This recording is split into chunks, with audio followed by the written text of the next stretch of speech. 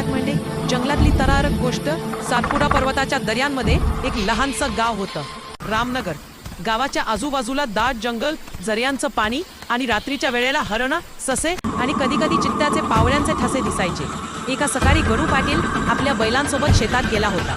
सकाळचं ऊन नुकतं पडायला लागलं होतं. इतक्यात झुडपातून अचानक एक आवाज आला, गर्र गर्र. गणू थबकला, डोळे मोठे करून पाहिलं तर झुडपामधून एक मोठा चित्ता उडी मारून बाहेर आला.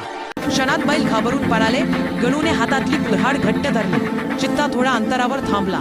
त्याचे पिवळे डोळे चमकत होते. जंगलातली तरारक गोष्ट. सातपुडा पर्वताच्या दर्यांमध्ये त्याला गावातल्या वडीलधाऱ्यांनी सांगितलेला रामनगर. चित्ता हल्ला करत नाही जोपर्यंत दाट जंगल, झऱ्यांचं पाणी डोळे न लावता रात्रीच्या वेळेला हरणं, मागे सरकायला सुरुवात. आणि कधी कधी चित्ता त्याच्या पावलांचा राहिला. काही क्षणांनी एका सकाळी गणू पाटील आपल्या बैलांसोबत शेतात गावात येऊन सगळ्यांना सांगितलं. ऊन नुकतं पडायला लागलं. गावातल्या लोकांनी ठरवलं, अचानक एकटं जायचं नाही. गर्र